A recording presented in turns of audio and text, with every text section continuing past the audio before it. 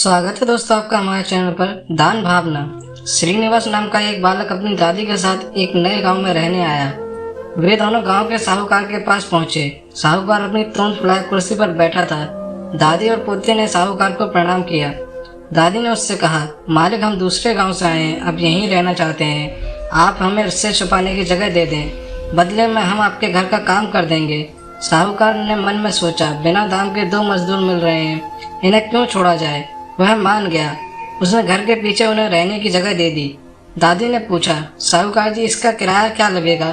साहूकार ने झट से बताया, मेरे घर में 4 भैंसें, 3 बैल और 4 गायें हैं। उन सबको चराना होगा, उनके गोबर को पाथ कर उपले बनाने होंगे और उपले बेचकर उनके पैसे मुझे देने होंगे, वही उसका किराया होगा। दादी और पोते ने साहूकार की शर्त मान ली। उसी दिन से दादी तो साहूकार के घर का काम करने लगी और पोते ने गांव में ही कोई काम ढूंढ लिया। उनका जीवन चलने लगा। एक दिन की बात है, साहूकार के दरवाजे पर फटे हाल एक भिखारी आया।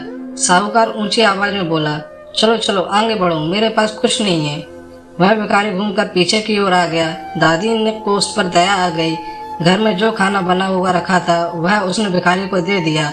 विदा होने से पहले भिखारी दादी की हथेली पर एक दमड़ी रखते हुए बोला, माँ, तुम इससे अपने पोते के लिए मुरमुरे खरीद लेना। दादी ने उस दमड़ी को अपनी संदूक में रख दिया। वह सोच में थी कि आज अपने पोते को क्या खिलाएगी। तभी उसका पोता खेत से आया। वह भूखा था। दादी ने पोते को सारी बात बताई और कहा, संदूक में से दमड़ी लेकर कुछ खरीद ला।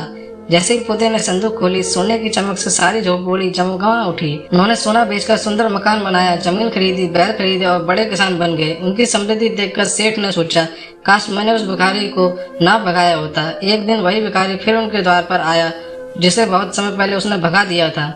साहूकार दौड़कर बाहर आया, भिखारी को सम्मान के साथ अंदर ले गया। इसके बाद थाली में 56 भोजन सजाकर उसके सामने ले आया। मुस्कुराते हुए भिखारी ने भोजन किया। जाते हुए वह साहूकार को भी एक दमड़ी दे गया। दमड़ी हाथ में आते ही साहूकार की खुशी का ठिकाना ना रहा। उसने दमड़ी को बड़े जतन से अपनी तिजोरी में रखकर ताला लगा दिया। उस रात उसे नींद नहीं आई। वह बार बार तिजोरी के पास आता और फिर बिस्तर पर लेट जाता। इस तरह पूरी रात घूमते हुए बीती। सुबह साहूकार तिजोरी खोलने आया। सोना मिलने की खुशी में उसने अपनी आंखें बंद कर ली थीं।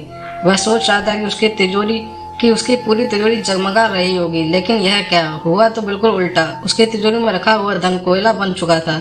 साहूकार समझ गया कि यह सब करने का फल है। दादी ने निस्वार्थ भाव से भिखारी को भोजन कराया था, इसलिए उसे वैसा ही फल मिला। उसने लालच में आकर भिखारी को भोजन दिया था, सो ऐसा फल मिला। इसके बाद से साहूकार का व्यवहार हमेशा के लिए बदल गया।